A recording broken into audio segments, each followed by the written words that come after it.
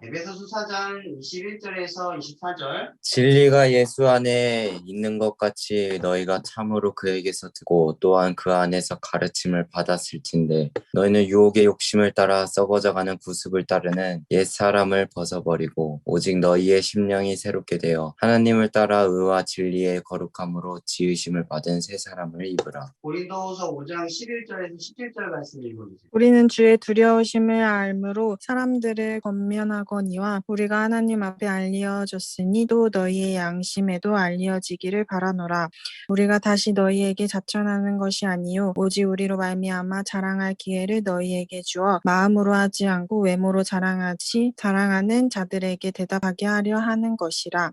우리가 만일 미쳤어도 하나님을 위한 것이요 정신이 온전하여도 너희를 위한 것이니 그리스도의 사랑이 우리를 강권하시는도다. 우리가 생각하건대 한 사람이 모든 사람을 대신하여 죽었은즉 모든 사람이 죽은 것이라. 그가 모든 사람을 대신하여 죽으심은 살아있는 자들로 하여금 다시는 그들 자신을 위하여 살지 않고 오직 그들을 대신하여 죽어다가 다시 살아나신 이를 위하여 살게 하려 함이라. 그러므로 우리가 이제부터는 어떤 사람도 육신을 따라 알지 아니하노라. 비록 우리가 그리스도도 육신을 따라 알았으나 이제부터는 그같이 알지 아니하노라. 그런즉 누구든지 그리스도 안에 있으면 새로운 피조물이라. 이전 것은 지나갔으니 보라 새 것이 되었도다. 오늘 말씀의 제목은 카운터 컬처라는 제목이요. 반문화라는 뜻이거든요. 그러니까 무조건 반대한다 그런 뜻을 말하는 게 아니라 문화에서 우리가 받아들일 것과 받아들이지 말아야 할 것에 대해서 고민한다라는 거예요. 이런 기독교인들이야말로 이중직을 가지고 있죠. 신분 자체가. 우리는 대한민국 국민이면서도 하나님의 나라의 시민권을 가진 자들이에요. 그러나 우리의 시민권은 이 땅에서 살아가는 것보다 우선이죠. 마치 다니엘이 왕이 2번의 왕권이 바뀌었음에도 불구하고 그가 끝까지 의지했던 진정한 왕은 하나님이었던 것처럼 똑같은 거예요. 마치 이스라엘이 그 나라가 멸망을 해서 바벨론의 포로로 끌려갔음에도 불구하고 그 나라 왕을 축복하고 그 나라 사람들과 어울려 살지만 결론적으로는 하나님을 왕으로 삼는, 민족으로 거듭나는 그런 것과 똑같은 거죠. 여러분 어쩌면 이스라엘의 모습은 우리들의 일상과 똑같아요. 그럼 우리는 안정적인 시기를 하나님의 보호 아래서 안정적인 시기를 갖고 살아가다가도 이스라엘 사람들처럼 성격과 성전을 잃어버리고 세상 가운데 홀로 있는 것처럼 남겨질 때가 많아요. 그럴 때 우리는 비로소 진정한 우리의 삶의 주권을 가지신 그 참으신 왕을 발견하게 되죠. 성경의 이야기와 우리의 삶의 일상의 이야기는 전혀 다르지 않아요. 그다음에 그런 고민을 한번 해봐요. 하나님께서 그들을 하나님의 백성, 나를 너희들의 하나님으로 인정해라 라는 것이 목적이었다면 그저 이스라엘의 심판을 내리고 다시 회복을 하셨을 거예요. 그렇죠? 근데 왜 바벨론 땅으로 끌어가게 하셨을까요? 왜 그곳에서의 70년의 시간을 보내도록 허용해 주셨을까요? 그곳에 물들 수도 있고 그곳에 정착할 수도 있고 그곳에 백성이 될 수도 있는 그런 위험한 곳에 하나님이 왜 이스라엘을 보내셨을까? 하나님께서 그들을 그곳에 보낸 이유는 회복에 초점이 있었기 때문입니다. 그곳에 가서야 진정한 왕이 누구인지 너희들의 진정한 구원이 누구인지 그동안 이스라엘을 지켜오신 자가 누구인지 너희가 앞으로 나라를 회복했을 때 누구를 의지해야 하는지 회복이 일어났다는 거죠. 여러분 우리는 그리스도인입니다. 이 땅에서 살아가는 세상이 바벨론이라면 하나님의 약속이신 하나님의 나라는 이스라엘과 같은 거죠. 우리는 지금 70년 동안 바벨론의 포로의 기간 동안 이 땅 가운데 맡겨진 것처럼 이곳에서의 사명을 살아간다라고 하는 거예요. 카운터 컬처. 제가 무엇을 이야기하는지 알겠죠? 반문화. 하나님께서는 참으로 희한한 방법을 취하세요. 바벨론의 포로로 끌려갔음에도 불구하고 다니엘의 일상을 한번 보세요. 이름도 바뀌고 배우는 것도 달라지고 삶의 방식과 먹는 것도 달라졌지만 어때요? 달라지지 않은 그 근본을 지켜내죠. 채소를 먹겠다라는 말도 보이지 않는 자기 결단이에요. 그게 뭐가 대수롭고 대단하죠? 그게 하나님을 왕으로 인정하고 세상을 변화시킨다라는 거룩한 도전에서 시작했을까요? 전혀 아니라는 거죠. 그러나 비로소 그런 곳에 가서야 뭐예요? 하나님을 하나님으로 바라보는 시야가 열리고 하나의 출발점이 되어진다는 거예요. 여러분들도 교회에서 하나님의 말씀을 듣고 세상 가운데 딱 나아갔을 때 그 말씀을 가지고 세상을 마주대할 때가 있어요. 거부해야 할 게 있고 받아들여야 할 것들이 있어요. 여러분 카운터 컬처, 반문화, 기독교적인 반문화란 세상의 모든 문화를 악하다라는 인식 속에서 바라보고 거부하는 것이 아니라 하나님의 시야 속에서 내가 세상을 해석하는 실력을 갖추어 가는 거예요. 분별함을 배워가는 거죠. 처음에 사람들이 악기를 시작했을 때 교회의 드럼이나 이런 것들 많이 예화가 되잖아요. 악의 문화라고 했어요. 락은 악의 문화라고 했어요. 참 아이러니하게도 교회의 대부분의 밴드의 형식은 락의 버전을 갖고 있어요. 이렇게 문화라고 하는 것이 그냥 악하다라고 단정 짓기에는 하나님의 뜻은 더 심오하고 복잡하다라는 거죠. 여러분 생각과 가치관과 문화와 환경으로 판단하라는 얘기가 아니에요. 이런 시대는 급변하고 문화는 달라져요. 그러한 상황 속에서 우리가 그리스도인으로 살아가려면 어떻게 해야 돼요? 오직 말씀에 근거하여 시대를 읽어내는 실력이 필요하다는 거죠. 그냥 이것은 선이고 이것은 악이다 이렇게 무책임하고 어리석게 받아들이는 수준에서 넘어서야 한다는 거죠. 이분법적인 사고를 갖지 말라는 거예요. 여러분 우리에게 가장 중요한 건요. 선과 악을 구분짓고 그것을 지켜내는 거룩함이 있는 것이 아니에요. 하나님의 말씀을 듣고 그 말씀을 따라서 무엇이 선인지 무엇이 악인지 순간순간 판단하는 성령의 개입을 경험해야 한다는 거죠. 만약 여러분의 생각을 가지고 판단한다면 성령의 개입이 일어날 시간이 없는 거예요. 그런 타입이 여러분의 인생에 나타나지 않는 거죠. 그런 것이 하나님을 의지하는 것이라고 말해볼 수 있을까요? 그게 진정한 궁극적인 변화라고 말해볼 수 있을까요? 만약 그것이 변화라면 성령의 개입이 여러분 안에 일어납니다. 선과 악으로 단정짓기 전에 하나님의 말씀으로 먼저 호하고 생각해요. 내가 틀릴 수 있다. 내가 잘못될 수 있다. 나는 철저한 자기 부인에서 온전한 판단을 내릴 수 있다라는 거죠. 제가 오늘 이런 주제를 가지고 카운터 컬처를 전하려고 해요. 이 교회는 어떤 공간이죠? 하나님의 나라의 모방이에요. 그러면 하나님의 나라의 모방인 이 교회는 세상과는 특별한 차이,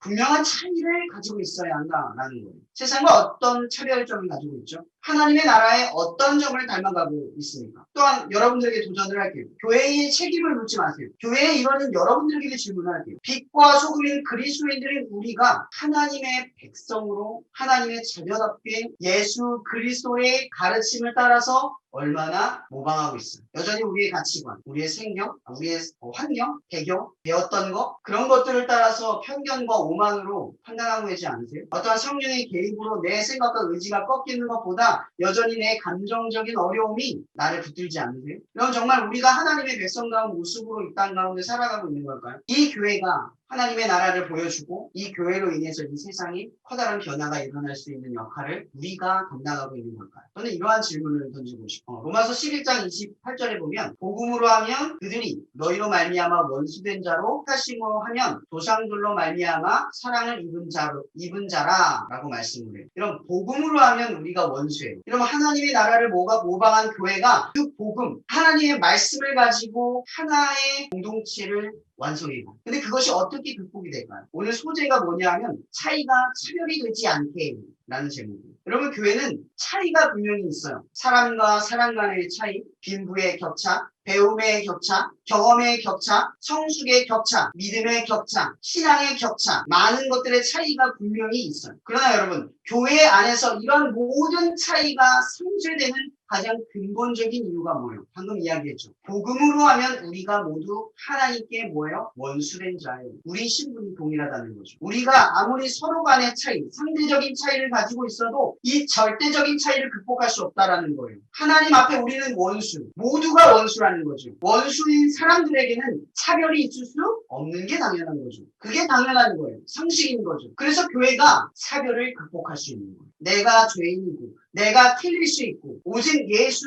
그리스도가 옳다. 그렇게 우리는 성령의 개입을 의지하고 그것을 받아들여야 한다라는 공동체적인 인식이 있기 때문에 차별이 꼭 가능해지는 거예요. 로마서 3장 22절에 보면 꼭 예수 그리스도를 믿음으로 말미암아 모든 믿는 자에게 미치는 하나님의 의나 차별이 없느니라. 로마서 10장 12절에 보면 유대인이나 헬라인이나 차별이 없으니라. 한 분이신 주께서 모든 사람의 주가 되사 그를 부르는 모든 사람에게 부요하시도다. 여러분 성경은 우리에게 어떠한 이야기를 하고 있냐? 하나님이 하나님의 의와 하나님의 나라와 은혜 아래에서 우리에게는 차별이 있을 수 없다. 더욱이나 교회 안에서는 절대 있어서는 안 된다. 그러나 이것이 세상으로 뻗어갈 때는 어떻게 될까요? 여러분 커다란 착각을 하지 마세요. 교회 안에 있다고 세상과 우리가 차별되고 차이가 있는 게 아니에요. 우리 복음을 한번 떠올려 봅시다. 복음은 기쁜 소식이에요. 기쁜 소식이에요. 기쁜 소식이란 말은 이미 일어난 사실을 가지고 세상 사람들 앞에 전하는 거예요. 그렇다는 거는 무슨 얘기예요? 우리가 예수를 믿고 교회를 가서 구원을 얻었어요. 근데 세상에서 믿지 않는 사람에게도 구원이 성취된 거예요. 아이러니하죠. 교회를 와야만, 복음을 믿어야만 구원을 받는다라는 상식이 깨져요. 왠지 아세요? 소식이잖아요. 이미 일어난 거예요. 하나님은 우리를 구원하셨다 해요. 그것을 듣든 듣지 않든 하나님의 주권은 우리를 구원하신 거예요. 예수의 죽음은 우리가 선택하든 선택하지 않든 받아들이든 받아들이지 않든 받은 거예요.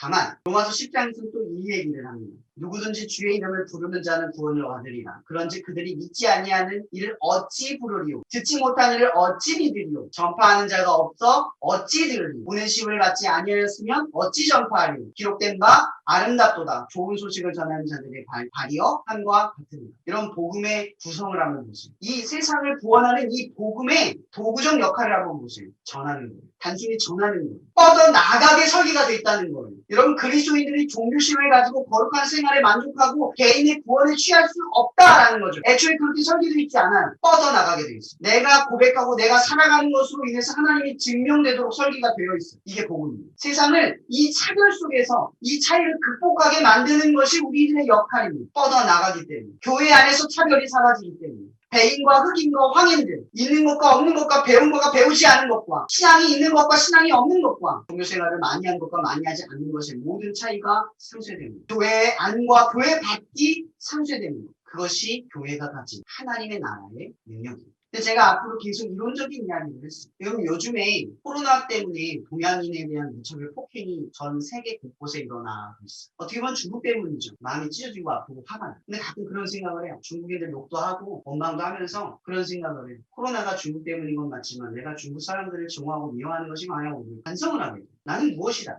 하나님 앞에 모두가 죄인인데 나는 무엇이다. 그렇게 차별을 하고 있는 내가 저 무차별 폭행을 하고 있는데 서양인보다 나은 게 뭘까? 그들을 욕하고 그들의 행동을 보고 너무 잔혹하다라고 비방을 하면서 억울함을 표현한 내 자신을 둘러보니까 내가 차별을 하고 있고 내가 편견을 가지고 있던 사람이라는 걸 알게 됩니다. 그러면 여러분들이 백인이라고 생각해 봅시다. 어떤 흑인이 길을 가고 있는데 아주 억울한 일을 하고 그리고 그 흑인이 교회에 와서 울고 있어. 그리고 같은 성도였던 그 친구인 백인이 그 흑인을 위로해. 그러면서 흑인이 그 백인한테 자기가 오늘 겪었던 부당한 일에 대해서 이야기를 한다고 칩시다. 근데 백인이 이렇게 말하는 거예요. 그래도 더 심하지 않게 당해서 다행이다. 여러분 이것은 백인의 입장에서 굉장히 큰 위로가 될지 모르겠지만 흑인의 입장에서는 그 시작점부터 부당한 편견인 거죠. 여러분 반문화라는 게 뭐예요? 썩어질 옛 구습과 본성이라는 게 뭐예요? 여러분도 미처 발견하지 못했던 썩어질 구습이 여러분 안에 있다는 거예요. 저 좋다도 알지 못하는 거예요. 여러분도 알지 못했던 그 편견과 차별이 우리도 모르게 자리 잡힌 그 무언가가 우리 안에 싹두고 있다는 거죠. 남들만 보지 마세요. 새로운 피조물이 되는 여러분들, 하나님의 나라의 백성이 된 여러분들은 철저히 이 반문화와 싸워야 한다는 거죠. 우리 안에 썩어질 옛 구습이 아직 잔존해 있어요. 세상의 문화에 물들어가는 그 연약한 본성이 우리 안에 들어가 있어요. 코로나 때문에 중국인들을 무조건 미워하고 비방하고 그들에게 복음을 전하고 하나님의 사랑을 말하는 그러한 일에 대한 책임의식을 잃어버리고 또한 교회 안에 머물러 있다가 세상 사람들이 술 먹고 담배하는 것에 대한 그 죄인, 그 심판, 그런 증오의 말을 내뱉는 우리들의 본성이 있다. 사랑을 받을 만한 사람과 사랑을 받지 말아야 할 사람을 구분해놓고 구원을 받을 만한 사람과 구원을 받지 못할 사람을 구분해놓고 복음을 전해도 될 사람과 저 사람은 안 믿을 거야 라고 정해놓고 그게 우리 안에 있다. 저는 이 말씀을 묵상하면서 철저히 생각해보게 됐어요. 썩어질 옛 구습이 내 안에 있구나. 나는 편견 덩어리구나. 나는 언제든 차별할 수 있구나. 근데 생각하기 시작했어요. 차별하지 않고 편견을 갖지 않으면 어떻게 해야 할까? 여러분 우리는요 대한민국 국민이에요. 그리고 넉넉하고 부유하고 교회 안에서 모태신앙으로 태어난 사람도 있고요. 교회 밖에서 예수를 믿은 사람도 있어요. 서로의 차이가 분명히 존재해요. 그러나 우리가 기억할 것은 차이가 차별이 되지 않으려면 우리 안에 썩어질 옛 구습이 있는지를 파악해요. 하나님의 말씀으로 우리 안에 추악한 모든 것들을 끄집어내야 합니다. 하나님이 여러분을 통해 성령이 개입을 하셔서 그것이 옳지 않다고 주장하신다면 그것을 인정하세요. 이런 그리스도인으로 세상의 빛과 소금으로 살아가는 것은 너무나 마땅한 일입니다. 복음이 뻗어가도록 설계되어 있는 것처럼 하나님의 나라가 뻗어나가게 되어 있는 것처럼 그리스도인들이 세상 가운데 빛과 소금으로 드러날 수밖에 없는 것처럼 되어 있는 것처럼 차이와 차별이 공존할 수 없다. 여러분들의 삶이 머무는 곳에 차별이 사라지기를 소망합니다. 여러분들이 가진 생각 속에 썩어질 옛 구습이 뿌리 뽑히기를 축복합니다. 하나님의 나라를 바라지만 말고 하나님의 나라에 어울리는 하나님의 백성이 되기를 여러분 안에 갈망하기를 열망합니다. 그 나라에 가기에 우리의 죄를 뽑아내는 것이 구원은 아니지만 은혜로 얻은 그것이 하나님의 나라를 갈망할 때 우리 안에 썩어진 옛 구습을 증오하고 미워하고 싫어하는 마음이 여러분 안에 자라나게 되셔서 예수님처럼 죄인들에게 손길을 대고 부정한 나병인들에게 찾아가 말을 가늠한 여자에게 얼굴을 대면하여 마주하 차별이 되지 않는 놀라운 역사를 이루는 저와 여러분이 되기를 주님의 이름으로 간절히 축복합니다. 기도하겠습니다. 사랑해 주님 감사합니다. 오늘 우리가 우리 안에 썩어진 옛 구습을 다시 한번 묵상해 봅니다. 여러분 하나님 저는 차별 그 자체를 뿌리 뽑지 못한 존재입니다. 편견 덩어리입니다. 나는 얼마나 많은 사람들을 내 머릿속과 내 마음으로 정죄해 그들을 수없이 죽였습니다. 나의 그릇된 판단과 행동이 그 차별과 편견 때문에 한 사람을 그릇되게 만들 수 있었다는 걸 깨닫게 됩니다. 우리가 하나님의 자녀로 이 땅에 살아갈 때 우리에게 어떤 권한과 책임이 부여될 때 하나님이 빛과 소금으로 우리를 이 땅에 살아가게 하실 때 우리 안에 썩어질 옛 구습 당신의 나라를 망가뜨리고 당신의 자녀들을 무너뜨리고 이 세상의 모든 것들을 무너뜨리게 만드는 커다란 죄악임을 깨닫습니다. 하나님 우리 안에 끊임없이 이 차이가 차별이 되지 않도록 그 증오와 미움이 우리의 삶의 동기가 되어지지 않고 오히려 하나님의 말씀이 원수된 자를 사랑하고 밖에 하는 자를 축복하라 하신 것처럼 우리는 해낼 수 없지만 날마다 성령의 간섭 속에서 피하면 안 돼. 피하면 안 돼. 피하면 안 돼. 그렇게 우리 안에 속삭이시는 성령님의 개입을 통하여 날마다 원수 삼으려는 우리의 마음을 이기게 도와주시오. 그렇게 우리가 살아가는 삶의 공간에 직장에 교회에 친구를 만나고 모든 사람들의 관계 속에서 이 차이가 차별이 되지 않고 오히려 우리가 이 땅 가운데 화목의 직분을 지켜낼 수 있도록 우리를 바른 길로 인도하여 주시옵소서. 날마다 우리를 치시고 우리를 깨우치셔서 당신의 나라를 우러러볼 수 있는 당신이 기뻐 받으시는 하나님의 자녀가 되기를 간절히 바라옵니다. 살아계신 예수 그리스도의 이름으로 기도합니다. 자, 다들 사진 찍을 준비 됐나요? 자, 하나, 둘, 셋. 주를 위하여. 화이팅! 안녕. 기도하고 마칠게요.